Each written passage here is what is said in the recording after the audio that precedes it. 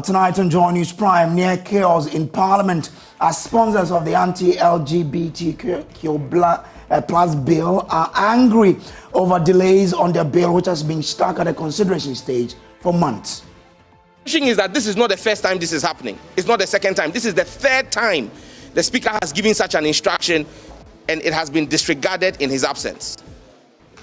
We need to understand from the majority side what their issues with the bill are. Our shake-up in Parliament's committee leadership as Sarah Adjo-Safo is made deputy ranking on the powerful Constitutional and Legal Affairs Committee. Farouk Aliu Mahama now heads the Government Assurance Committee. The consultations intensify in the search for a running mate to partner Dr. Mahamudu Bawumia in the much anticipated 2024 general elections as he seeks time extension from the second highest decision-making body of the party to name his choice. Because his elections was done on the 4th of November 2023, he needs a bit of time to continue with his consultation before he brings the proposed name for running mate to National Council.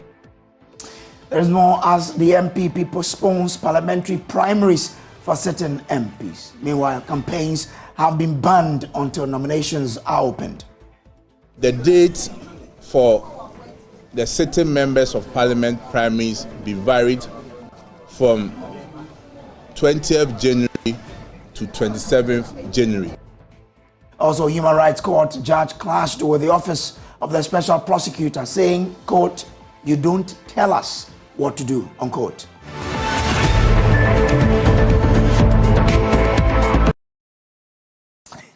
Sponsors of the controversial anti-gay bill are furious over the lack of action on their bill. The private members' bill, sponsored by Ningo Pram MP Sam George, has been stuck at the consideration stage for months without action. Tonight, just before Parliament will adjourn for the day, Sam George was on his feet to let his concerns known. Despite this, the Deputy Speaker adjourned the House, throwing the House into near chaos. Parliamentary Affairs correspondent Kwekwa Asante has the rest of the story. There was near chaos in Parliament today when Sam George raised the matter of the controversial anti-gay bill in the House. He wanted that bill to be taken. That bill has been on the order paper for quite some time now, and there's been no action. It is currently at the consideration stage where it will be taken clause by clause and amendments proposed will be dealt with. According to Sam George, the Speaker of Parliament had made clear indication that that bill must be taken today.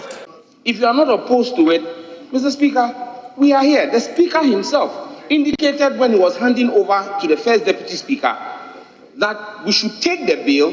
He's going to meet some guests and return to the House to complete the amendments on it.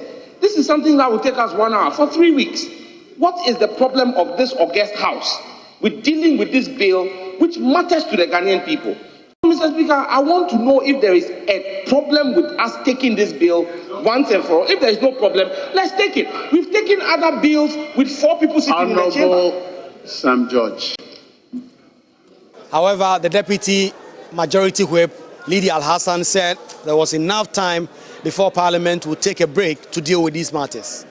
The Speaker of Parliament ruled that because the chairman of the committee was not on the floor at the time this issue was raised, he was going to adjourn sitting to the next day. The committee chair is not available, and the directive is that we end with the questions.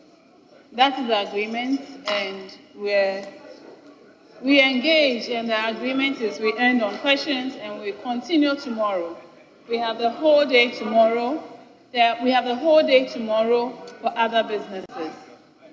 How long does it take? Less than an hour will be done with the budget, my dear. All the proposed amendments here are in the name of the chairman. All the proposed amendments here are in the name of the chairman. All right? The chairman is not in the House. I'll bring proceedings to a close. There was near chaos, like I told you, when MPs on both sides exchanged words, even when the Speaker had adjourned House. Our frustration is that this is not the first time this is happening. It's not the second time. This is the third time the Speaker has given such an instruction and it has been disregarded in his absence. We need to understand from the majority side what their issues with the bill are. we need to understand with those who take the chair when the speaker gives the instruction, what their opposition to the bill is. We are very well aware of people in leadership on the majority side who are reaching out to sponsors of the bill, asking us to step down the bill. Is that why the majority side is fighting against the bill? The excuse given today that the chairman of the committee is not in the chamber, so we can't take the amendment, is alien to the practice of this House. Those who have gone and gotten influenced by persons who have interest in the LGBTQ should return whatever influence they have collected. Because we will fight, and the next time we address the media, I will mention names. I've been impressed upon today by my co-sponsors not to mention names. And it's out of respect for them that I'm not mentioning names. But if they continue this behavior of frustrating the bill, how can this bill spend almost 3 years? This bill was introduced in 2021. The Speaker of Parliament, they want to disgrace the Speaker. Because if you remember, at the beginning of this year, the Speaker promised Ghanaians that before the end of this year, we will pass the bill. This is calculated to undermine the authority of the Right Honourable Speaker. This is calculated to disgrace the Right Honourable Speaker, and we will not tolerate it. We will not allow this to happen. This is the last time we would accept this kind of behavior. And Ghanaians should take notes. The Christian community, the Muslim community, the African traditional religious worshippers, the National House of Chiefs who have supported this bill must take note of the actions of persons on the floor of the House who are seeking to filibuster and slow down the move of this bill. But this bill is a moving train. And for those who think that they can stand in his way, we will crush you. We will crush you in your primaries in February. We will come into your constituencies. Parliament has barely a month to deal with some of these issues before it goes on Christmas break. Sam George and sponsors of this bill are concerned that if this business is not taken urgently, they may not be able to deal with this before Parliament goes on break. He's accusing the majority side of having a sinister plot to block this business from being done on the floor of the House. Reporting for Joy News, Kweku Asante, Parliament House, Accra. Now, talk about a politician with 9 lives, and you will not be far from it. Well, Dom Kobenya MP, Sarah Adosafo, who has been under fire for being absent from Parliament nearly a year now, has been made a deputy chair of the powerful Constitutional and Legal Affairs Committee. Parliament, Okaikwe Central MP, Patrick Boama, is the new ranking member on the Subsidiary Legislation Committee, and Yendi MP, Farouk Aliu Mahama, takes over from Asokwa MP, Patricia Apieje, as chair of the Government Assurance Committee. Parliamentary Affairs correspondent Kweku Asante joins us with details. Kweku, first, why has this change become necessary? Was any explanation offered? If you look at the committee report, some of the persons who, prior to this day, were serving as chairperson of the committee have been appointed as ministers of state. For instance, if you look at the Gender, Children and Social Protection Committee, the chairperson of that committee is now the Deputy Minister for Gender, Children and Social Protection. Plus, it's 1 year to election. The New Patriotic Party feels the need to rejig its leadership to be able to meet the necessities of the time going into the 2024 elections. There are real interesting names that are on the list of these committee chairpersons that have been done. Of course, there are a few members on both sides who have been moved around. But if you look at in terms of the real details, it is the NPP side which have done a lot of rejigging to its leadership on these committees. Okay. Run us through the new committee leadership. So, Brace, let's start from the Constitutional, Parliamentary and Legal Affairs Committee. That is what you are seeing on your screen now. Kwame Enyumedu Entry has always been the committee chairperson. He now has a new vice chair in the person of Sarah Adwoasapo, the member of Parliament for Dom Kobenya MP. Her story is out there for everyone to know. She was absent from Parliament for almost a year, and the NPP MPs were indeed insistent that Sarah Adwoasapo must lose her seat. It appears they've backed down on that, and she's been given a new, very, very important and very powerful position in Parliament. Adwoasapo is now the vice chair of that committee. If you look at the Works and Housing Committee, Isaac Kwame Esiama is the chair. He has always been the chair since the start of this 8th Parliament. But he has a new vice chair now in the person of Alfred Obeng Boateng, the former CEO of the BOST, and he's now the vice chair of that committee. The Foreign Affairs Committee is now to be chaired by Andy Apiakubi. And for those of you who don't know Andy Apiakubi is the lead voice in the majority side that called for the dismissal of Ken Ofori-Atta. And it appears he was almost on his way out of Parliament because there are people who have suggested that he will get a serious primary challenge and will lose his seat. It appears he's getting more promotion within the caucus. He's now the chairperson of the very, very important and influential Foreign Affairs Committee. His new the vice chair now is Dr. Dixon Adomakugisi, who is also a new person on there. If you look at the Employment, Social Welfare and State Enterprises Committee, the chairperson used to be the late MP for Kumewu, but because he has passed on, there's that urgent need to get a new person to chair. And Eugene Boatientry, also one of the vociferous voices within the majority who called for Ken Ofori-Attah's head, he is now also getting a raise. He's going to the Employment, Social Welfare and State Enterprises Committee, also a very influential committee. And the vice chair is Samuel Erickson Abaka, who has always been the vice chair of that committee. If you look at the Youth, Sports and Culture Committee, Kweku Ajini Boateng has always been the chair. He has a new deputy in the person of Benam John Jaba. You look at the Subsidiary Legislation Committee, one of the only committees in Parliament that is chaired by the opposition. And the ranking member, that is the majority spokesperson on subsidiary legislation now, is Patrick Yabuama, MP for Kankwe Central. He is facing some tough contests in the constituency. He's going against Baba Sadiq, and Baba Sadiq is vowing to take him out. And he's getting this important position to elevate his profile. And Nelson Cheme is going to partner him on that committee. These are the two people. The Government Assurance Committee, it used to be chaired by the minority, but now it is chaired by the majority. What they do is to monitor assurances that are made by ministers on the floor of the House, track that those assurances are actually delivered. That will now be chaired by one of the fast rising members of Parliament on the NPP majority side, Farouk Aliyu Mahama, the son of former Vice President Alhaji Aliyu Mahama. He is now going to chair this Government Assurance Committee. Up until today, he was the acting chair on the Gender, Children and Social Protection Committee. He has a new race, a very influential position on Government Assurance Committee. And Yevil Baligi Bache is going to be his deputy on that committee. And then finally, the Gender and Children Committee will now be chaired by Patricia Pieje. Patricia Pieje, until today, until this committee reconstitution, was the chairperson of the Government Assurances Committee. We're recently on a trip with her. She's now going to chair the Gender and Children Committee, and she'll be deputized by she should be deputized by Charles Achampon on that Gender and Children Committee base. Now, last week we saw a furious Adwoa Safo across the majority chief whip about these changes. Do we know if she's happy with where she's been placed now?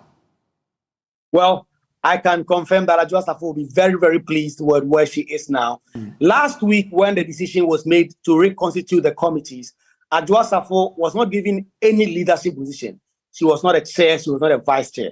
She rose up from her feet, went to Frank Anodom, the majority chief whip, accosted him, and was asking him questions why he had been put on certain committees, why he had been taken from certain committees. She was really furious on the day. They had to take some NPP senior MPs who went to her to try and explain things to her, to try and calm her down. But now it appears she's gotten what she wants. The very powerful committee, one of the very powerful committees in Parliament is the Constitutional, Legal and Parliamentary Affairs. Probably if you take away the Finance Committee of the House, it's one of the very influential committees. They have a lot of work to do because of the number of bills and legal instruments that Parliament has had to deal with. And Adwoa Safo is happy with this. The minority MPs are murmuring around that this is an MP you wanted out. This is an MP you wanted to be dismissed from Parliament. And now she's back in leadership. Like you said, Adwoa Safo seemed to have 9 lives or probably more. All right. Now, we know that the majority leader and the speaker, Alban Bagwing, have clashed over Sarah Adwoa Safo. Let's watch what happened between the two. Mr. Speaker, by way of conclusion, you said the House should go through the recommendations of the committee in order to make a determination. I'll refer you to what you said earlier, and the House will not go through. Honorable Majority Leader, my ruling is not subject to debate.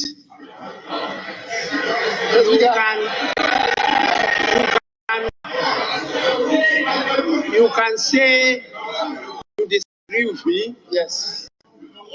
And you know what to do. Simple.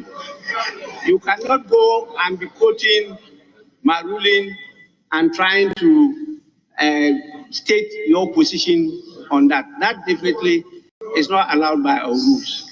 Thank you very much, Mr. Speaker. Mr. Speaker, you have read your ruling, which I consider very. Mr.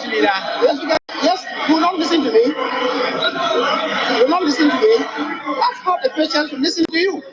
You must also listen to me.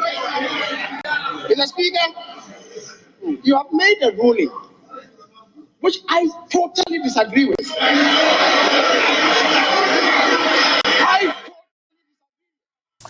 Now, still in Parliament, Minister for Roads and Highways, Kwesi Amakwata, says his ministry did not mistreat persons with disability who were formerly employed to man road tolls across the country. Some of these former workers picketed the roads ministry to demand that they be reassigned, just as the finance minister promised in 2021 when the road tolls were abolished but were rounded up by the police and detained. In a statement in Parliament, MP for Busa South, Dr. Clement Park described the treatment of the former workers as unfair, demanding the Parliament holds the government to its promise.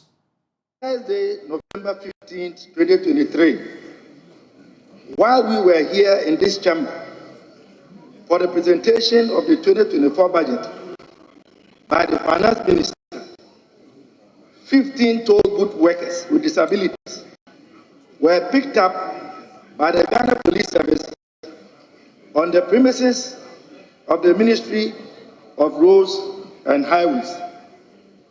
Mr. Speaker, this rather unfortunate incident follows the announcement made by the Minister of Roads and Highways exactly 2 years ago, declaring the cessation of road tolls on our highways to be replaced by the e-levy.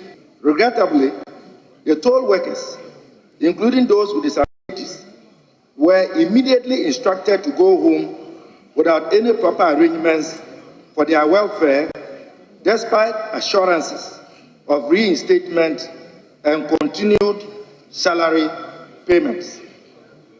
For the past 2 years, these toll booth workers with disabilities have been grappling with unemployment, leading to severe consequences such as homelessness and the inability to afford basic necessities. Their plight has been exacerbated by the lack of concrete plans to address the challenges posed by the sudden cessation of toll collection. They settled in the car park, and after waiting for the minister, 3 police cars drove in, and they were shortly circled by officers. They were picked up for assault and unlawful demonstration after a short interrogation and were sent to the Accra Central MTU. Having been detained for a few hours, they were released after they were made to write caution statements. This situation not only violates the dignity and well-being of persons with disability, but also infringes upon the Persons with Disability Act 2006, Act 715, the United Nations Convention on the Rights of Persons with Disabilities, and the African Protocol on Persons with Disabilities. I therefore wish to ask for your personal intervention and that of this House to help resolve this outstanding matter on behalf of the toll booth workers with disabilities. Well, the Minister for Roads and Highways, Kwesi Amakwata, in response to the statement that the workers were not treated and that government is continuously working to meet the promise made to them. Very subject matter has come to my attention. What is being presented by my honorable colleague appears to be completely different from what was reported to me. I want to put it on record that my ministry has done nothing wrong. I want to put it on record that the government of President Akufo-Addo continues to deal with all disabled persons in this country with great concern. and great touch. It may even not be long from now. There will be a clear statement on how disabled persons generally in this country are going to be looked after. It will not be long at all from now, because I am privy to the discussions currently going on, and not even limited to those who had the privilege to work in our toll booths. But I must also put it on record that all those who had privilege to work in the toll booths were well treated in accordance with the dictates of the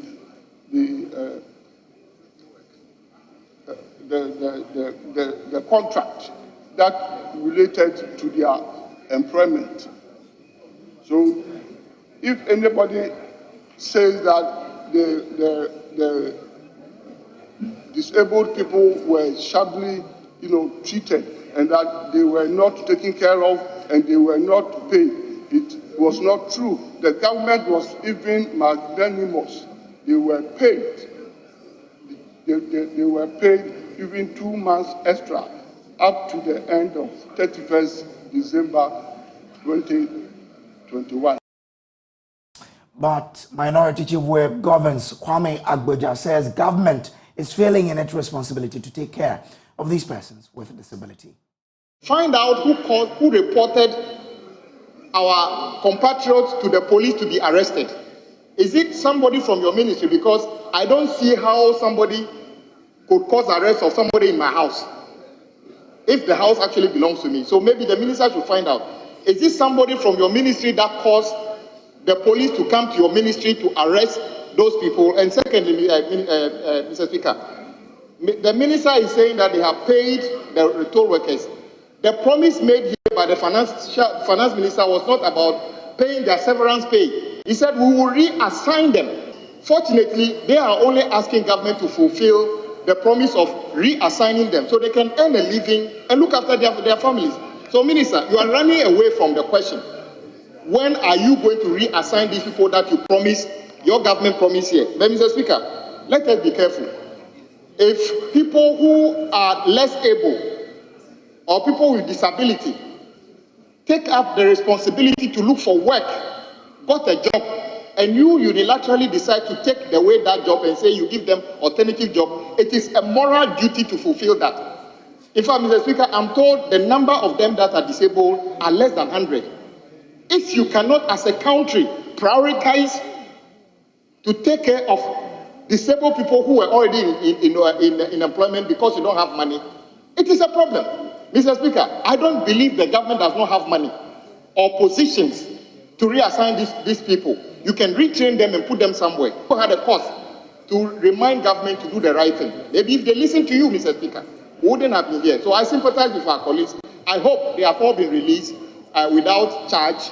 And Mr. Minister, the next time you see or you hear disabled people are in your ministry and they've been arrested, find out and actually punish anyone who actually caused their arrest, because they are no criminals.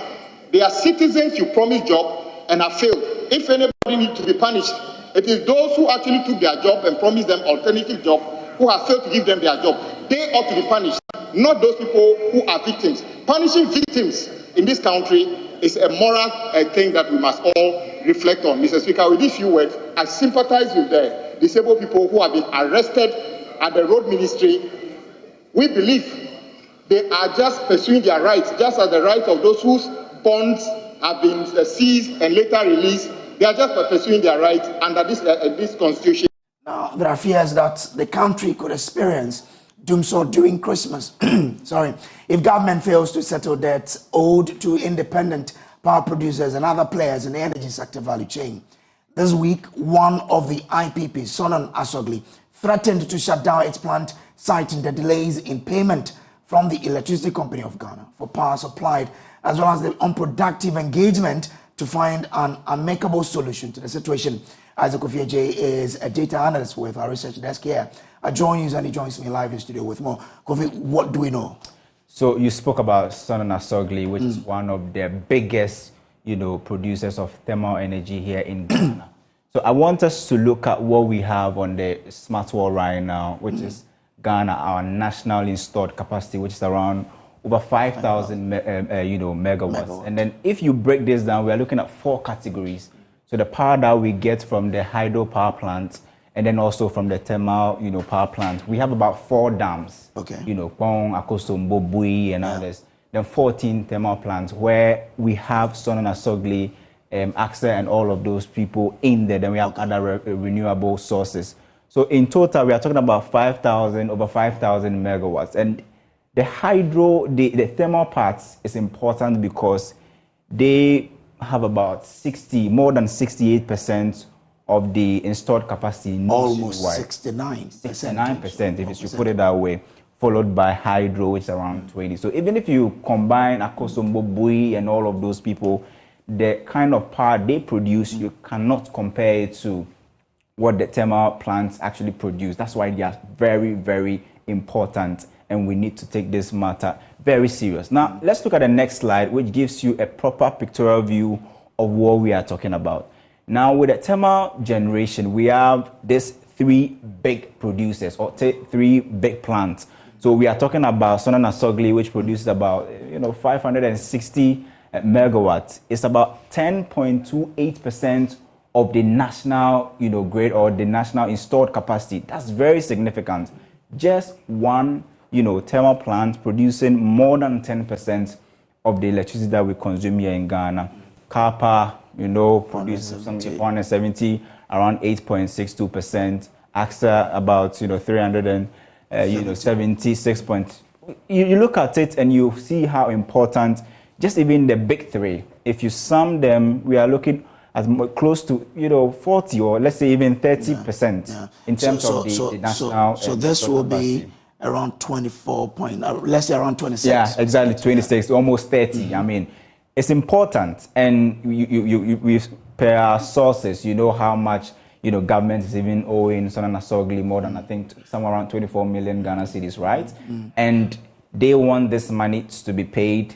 We know that the IPPs have been called to the negotiation table to come for a haircut in terms of the debt restructuring. They've told government that, look, find ways and means to deal with this problem. Go back to the cash waterfall mechanism and pay us our money. We are not ready for any form of haircut or debt restructuring. Because and so it is that the last time anything went into the cash waterfall was in June this year. Yeah, June this year, and that's more than close to 6 months. Yeah. Okay, and so if you look at it, if these big guys decide that they are not going to produce power anymore, you see how dangerous this will be, and probably we will be visiting dooms, or if the situation is not resolved and we have any of these 3 big guys deciding that they will shut down. Okay. Well, that's Isaac Kofi there. Joining us with some answers is a Deputy Minister of Energy, Andrew Ejapa Mesa. Grateful to you, Honorable, for joining us here. Why is the government still owing these companies when ECG collects revenues for power sold? And even after a directive from the president, after a meeting at the presidency, that these debts must be paid? Well, let me say good evening to your chair, US. Those who found time to listen to us this evening. It's interesting the angle you put it. Of course, the fact that the IPPs are owed is not in doubt. It's never been shrouded in any secrecy. You recall that in 2018, thereabouts, government actually floated bonds to pay down the debt that we owed to the IPPs. That in itself tells you that all the debt that was paid. Yes, ECG through the cash waterfall mechanism, which was introduced, I believe, in 2019, okay, to deal with the energy sector debt, had been making payments. Said that ECG is unable to collect all the revenue that is due them. In any event, the fact of the matter is, even if ECG was collecting all the revenue that is due them, you know, as a matter of fact, that there are take-or-pay obligations and excess capacity within the system that is not factored in the tariff mechanism. So there will always be a shortfall that would require government to make an intervention. In the most recent budget that was read, the finance minister indicated the amount of money that government has spent in the energy sector space to keep the lights on. That is not to say there are no debts. And I've been part of discussions with the IPPs with respect to some legacy debt payments that is owed them, some payment plans that government has proposed to them. There's been back and forth negotiations, I believe, since April or March.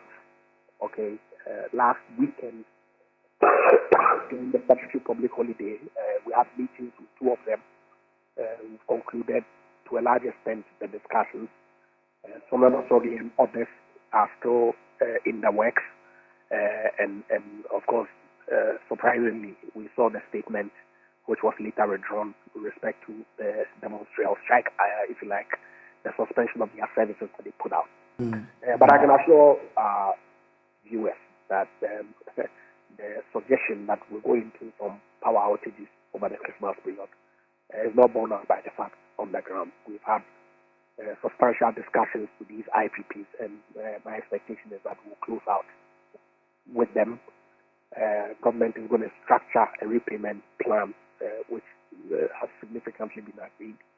ECG beginning July is current on agreed invoices that is agreed with them, and they are being paid consistently over the period. Okay. Now, as part of the IMF conditionality, it was agreed that SOEs such as GMPC, VR, and Ghana Gas should be paid promptly. That's not the case, as we are aware that payment from Cash Waterfall and ESRP has stopped since June. What is the ministry doing about it to ensure that these SOEs are paid what is due? Well, the SOEs are being paid, except that how much they get is a function of how much ECG collects per month. The revised Cash Waterfall mechanism assumed some 1 billion collections per month. ECG was able to do, I believe, 1 or 2 months, and subsequently they've been unable to collect as much. Okay. Also, because we put in a tiered system, whereof the private IPPs have been put in tier 1, and every month ECG has to pay them, I believe, $43 million equivalent. Okay, whatever that is left out of whatever is collected, that is distributed across the state-owned IPPs. Some commitment on the part of the Ministry of Finance to top up, but it's still work in progress. We're fine-tuning the entire Cash Waterfall mechanism, and as soon as that is done, I believe that everybody in the value chain will be paid some money to enable them to keep their operations going. Okay. Grateful to you for joining us. Andrew Japamesa is Deputy Minister of Energy. This is the Joe News Prime. We'll take a quick break. We'll be back with more. But still to come here on Joe News Prime, the Finance Minister is predicting that if we're able to construct the national facility to praise God, Ghana will turn into Jerusalem.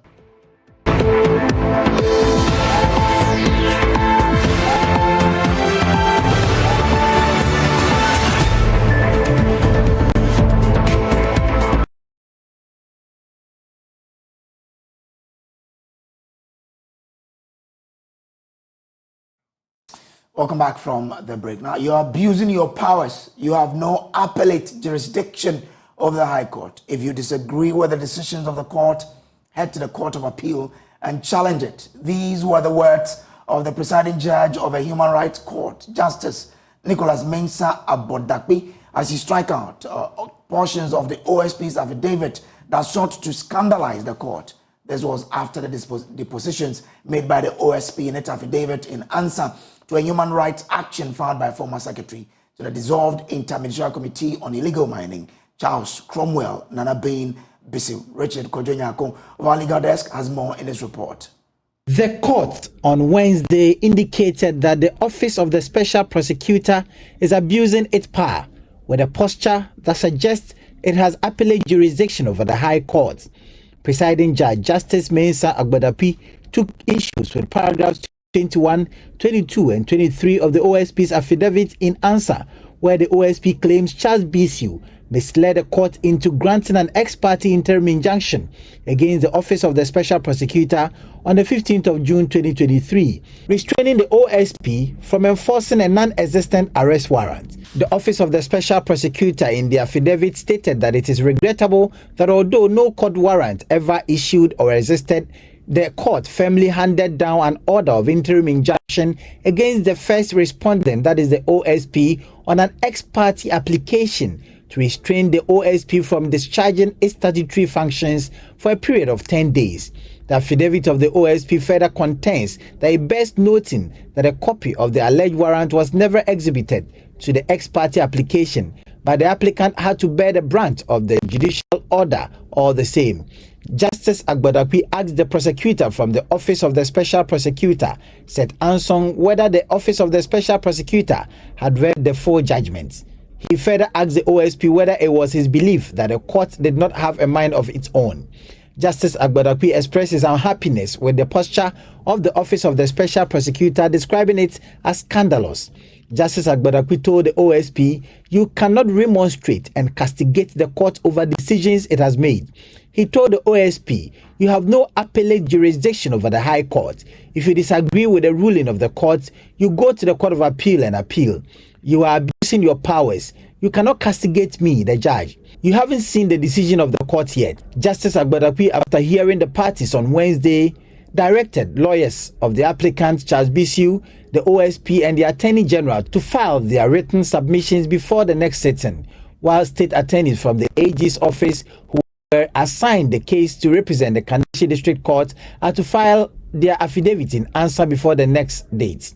The trial has been set for the 15th of January 2024.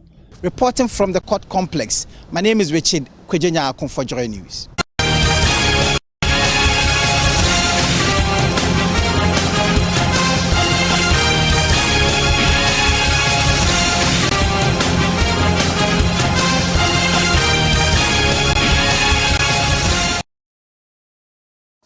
Now, the search for who partners MPP flag bearer Dr. Mahamudu Bawumia in the 2024 general elections has intensified as he begs for more time from the National Executive Committee and the National Council to allow him settle an appropriate choice. Article 13.3 of the MPP Constitution stipulates that a party's presidential candidate shall nominate a running mate 12 months before the general election. However, the National Council may be lenient with the requirement under special circumstances. Now, addressing the media, General Secretary Justin Frimpong Kodia said the decision to allow Dr. Bawumia ample time to settle on his running mate is in line with the party's constitutional provisions. There's more in this report. In the emergency meeting, it was agreed by NEC, which is in charge of parliamentary primaries of our party, that the date for the sitting members of parliament primaries be varied from 20th January to 27th January. So the new date for the elections at where the party have members of parliament will be on the 27th of January 2024.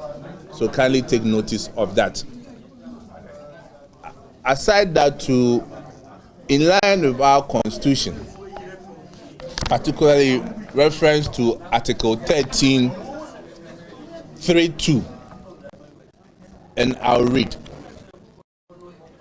The vice presidential candidate shall be a known and active member of at least 5 years and shall be nominated by a presidential candidate at least 12 months before general elections, when the party is not in government or the president is not the candidate. The National Council may, however, dispense with this requirement under special circumstances. From interpretation of this article, it presupposes that today should have been the day that our leader of the party and our presidential candidate should have presented his running mate to National Council. But however, upon request from the presidential candidate that because his elections was done on the 4th of November 2023, he needs a bit of time to continue with his consultation before he brings the proposed name for running mate to National Council. Even though first-year SHS students have started reporting to school, some of their colleagues are yet to arrive due to issues with their school placement. My colleague Kenneth Jesse visited a Nat Hall here in Accra, where students who were not placed in any school and those who were placed in schools far off from them are being given the opportunity to choose schools available.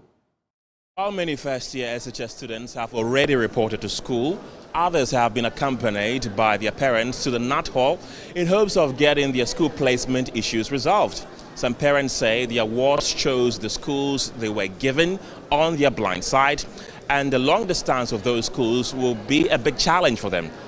He got it, but it's far from where I stay. I'm in Kasua, but he stay at the school is in It's far from my place as a pensioner. How can I take my child from Kasua far to Dunkanofin? I can't go and visit him. So that is why I'm here. Others didn't get schools at all, probably owing to the grades they had. Oh, I'm just here to change schools for my daughter. What was her aggregate? It's 34. With aggregate 34, are you sure that she's going to get a school that she wants? I'm sure, because people are even more than that. They go school that they want. Some even get 40 and they go school. So I'm sure. Deputy Coordinator of SHS, Nana Afra Mensah, tells me that the priority is given to students who did not get schools at all. We are paying more attention to students who have not gotten placement at all. But those who have gotten schools and they want to change, we will look at it, and then if the issue is very pertinent, that is where we will change it. But for now, the attention is on those who have not gotten schools at all. After going through the processes required of them, the parents and guardians are advised to go home and will be called to come back at a later date. Reporting for Joy News, my name is Kenneth Jesse from the Nat Hall.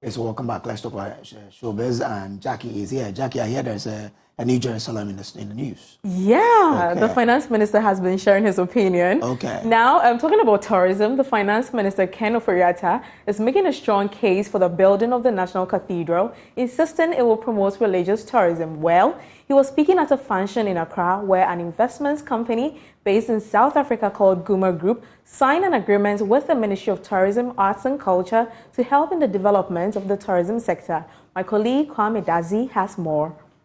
Tourism has an enormous potential to be a big money earner for Africa with the right investment. At the Labadi Beach Hotel in Accra, stakeholders gathered to encourage investment in the tourism sector. The finance minister, Ken Ofori-Atta, had a bright idea. He wants African countries to invest in religious tourism. But even as we look at something like the cathedral, that has economic benefits beyond what we see. Both in Israel and the Hajj, they realize about $6 to $8 billion a year. In Africa, we have some 600 million people who are Christians. So imagine Ghana as a New Jerusalem and these 600 million people floating through. $3,000 is spent, and it's a very different reality. The special guest, Robert Gumede, who is the chairman of the Guma Group in South Africa, said his company was ready to invest in Ghana's tourism. From a tourist minister, we are here to hold hands with you. We will hit the ground running. We will invest our hard-earned monies. We do not want money from you, Minister. We will invest our money. We will work with you in some of your facilities that we can convert, modernize, make them relevant, and we'll work with you to bring tourists into the country. So, what do you think? Is religious tourism the way to go? Kwame Dazi, Joy News. Well, is religious tourism the way to go, Kojo? New Jerusalem it is. Yeah. Now, adaptive clothing refers to specially designed apparel catering to individuals facing challenges in dressing themselves, whether due to age, disability, or limited mobility.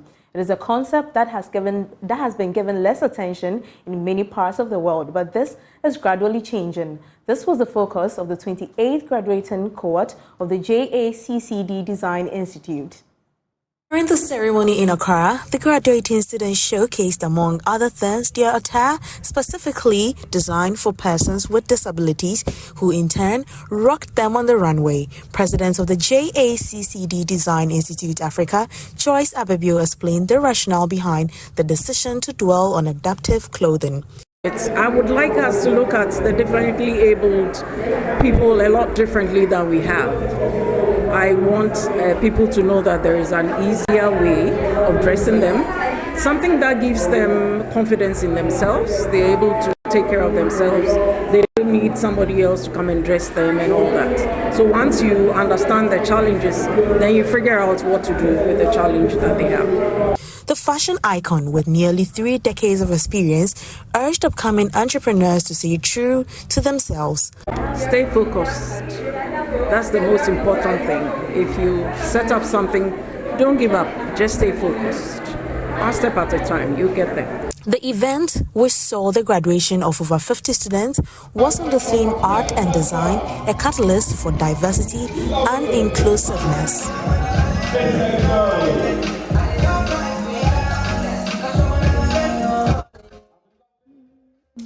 Well, away from that, yesterday, remember we were talking about Grand P arriving in Ghana? Yeah. I saw him today, yeah. Oh, you did? I did, Did you take a picture with him? I didn't because I was on my way somewhere, so I couldn't. Okay, well, he is on a wild media tour to interact with his fans. But today, he talked about the fact that he is looking forward to getting married to 3 other wives. Oh. Yes. Wow. Yes. And he also showcased his musical dexterity. Wow.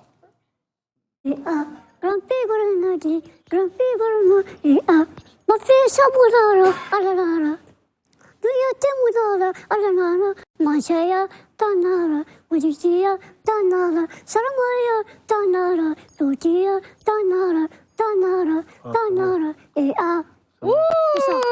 want to marry four women. You want to marry 4 women? It's not the one who says that. It's his father who says that. Your father says you should marry 4 women. Exactly. Oh, he's a Muslim. Yeah. Okay. Also, so as a Muslim, he's supposed to marry 4. But he will marry how many? As he said 4. You married a 4. Well, how do you feel about that, you don't see? Elle dit quoi? Là, j'ai pas compris. Comment est-ce que tu te sens quand il dit ça? Non. Dès qu'il veut prendre notre femme, je quitte la relation. If he dares to take Je another quitte wife, la I'll relation. break up. Non. Gampi, are you scared of losing her? Tu as peur que Daxi te quitte. No. Well, Grumpy says he's not scared of losing the girlfriend. Oh, wow. Yeah. I mean, I saw them in person. But you heard the voice too, right? I did. Now, the lady, yeah, you did. All right. So that's Grand P and the wife, huh? The girlfriend? The girlfriend, yeah, on a tour. I saw them today personally. You can also do so when you come by Joy from here. Well, that's how we wrap up. There's more news on myjoyonline.com. Up next is Prime Business with Emma Davis. Good evening.